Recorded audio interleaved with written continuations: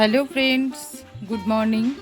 গৃহিণীর টুকিটাকি আরও একটি নতুন ব্লগে তোমাদের সবাইকে ওয়েলকাম। আশা করছি তোমরা সবাই ভালো আছো। তো এখন ওই সকাল 9:30 মতন বাজে, কিন্তু বাইরের রোদ্দুর দেখে মনে হচ্ছে বোধহয় বেলা 12টা বেজে গেছে। এত রোদ্দুর আর এত রোদ্দুরের তেজ, আর সেই সাথে সেই রকম গরম। আর হঠাৎ করেই না আমার এই টবের গাছগুলোতে ফুল ফোটাটা একদম কমে গেছে। আর যে ফুলগুলো ফুটছে সেগুলোও সাইজে একদম ছোট ছোট ফুটছে।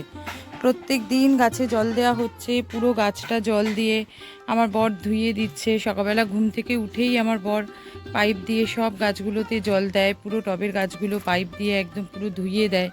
তাও কেন এরকম হলো, হচ্ছে বুঝতে পারছি না। মনে হচ্ছে প্রচণ্ড গরমের জন্যেই হচ্ছে। আর বড় গাছগুলোতে যেমন ফুল ফোটার তেমনই ফুটছে, কিন্তু বড় গাছগুলোর ফুলের সাইজগুলোও ছোট ছোট হয়ে গেছে।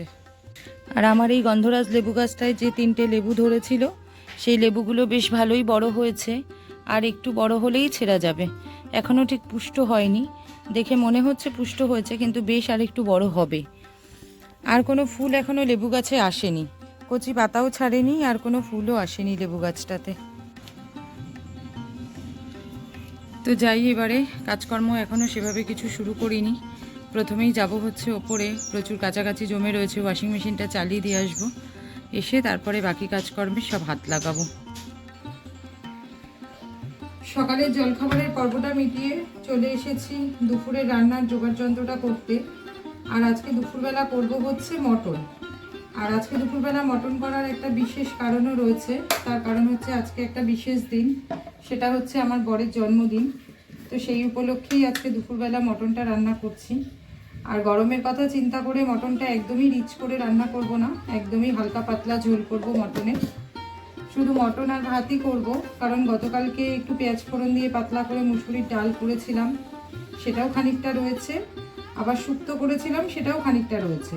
তো এই গরমের মধ্যে বেশি কিছু সবাই সেরকম খাচ্ছেও না। আর পাতলা পাতলা মটনের ঝোল থাকলে সেইভাবে আর কিছু লাগেও না। তো সেই কারণে পাতলা মটনের ঝোলটা করব। আর গরম গরম ভাত। মটনটা একটু ম্যারিনেট করে রাখছি লঙ্কার গুঁড়ো, হলুদ গুঁড়ো, কাঁচা সর্ষের তেল আর একটু কাঁচা পেঁয়াজ দিয়ে। মিনিট 15 রেখে তারপরে রান্নাটা শুরু করব।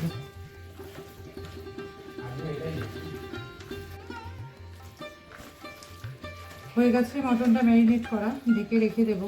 কাটাকুটিটাও হয়ে গেছে আমার, পেঁয়াজ আলু সব কিছু কাটা হয়ে গেছে। রান্নাটা শুরু করে দিয়েছি। মাংসের জন্য আলুটা ভাজা করতে বসিয়ে দিয়েছি।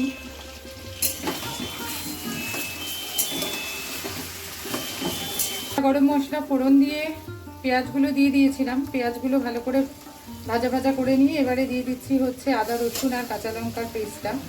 আদা রসুন আর কাঁচা লঙ্কার পেস্টটা দিয়ে ভালো করে কষিয়ে নিয়ে তারপরে দিয়ে দেবো নুন, হলুদ, মিষ্টি।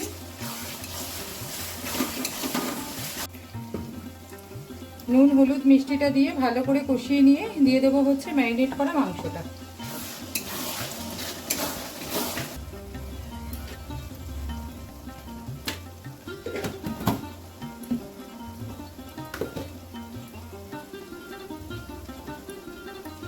তাহলে আমি বাপ তাহলে বাবার জন্য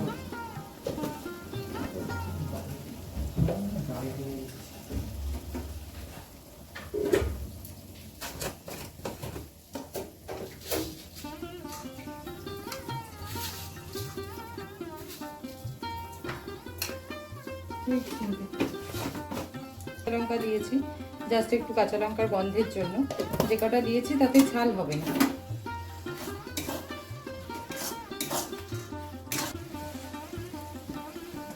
মশলাটা মোটামুটি কষানো হয়ে গেছে। এবারে দিয়ে দিলাম হচ্ছে 2টো টমেটো কুচি।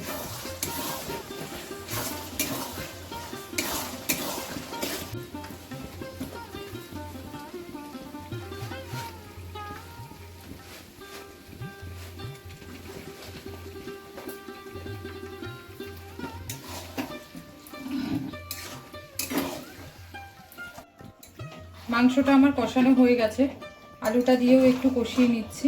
আর এই পাশটাতে গরম জলটা বসিয়ে দিয়েছি, এবারে প্রেসার কুকারে দিয়ে দেবো।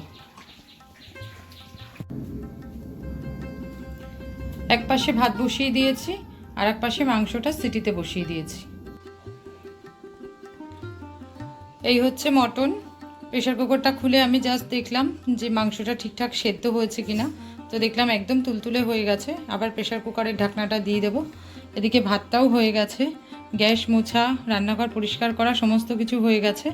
এবার আমি যাব হচ্ছে স্নান করতে।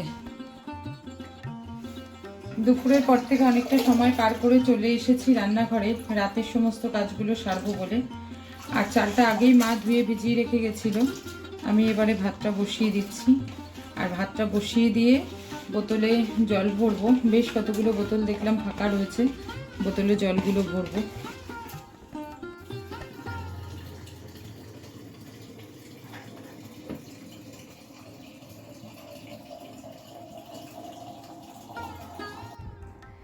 এই জাস্ট আমাদের রাতের খাওয়া দাওয়া কমপ্লিট হলো। আগামীকালকে আবার একটু সকাল সকালই উঠতে হবে, তার কারণ হচ্ছে আমার বর বেরোবে। ও আগামীকাল যাবে আমেদাবাদ অফিসের কাজের জন্য, দুদিনের জন্য। তো ওর সকালবেলাতেই ফ্লাইট, তো সেই কারণে সকাল সকাল উঠতে হবে। তো আজকের ব্লগটা এখানেই শেষ করছি। আমার আজকের ব্লগটা যদি তোমাদের ভালো লেগে থাকে তো একটা লাইক করে দিও, আর কমেন্ট করে অবশ্যই জানিও আমার ব্লগগুলো তোমাদের দেখতে কেমন লাগছে।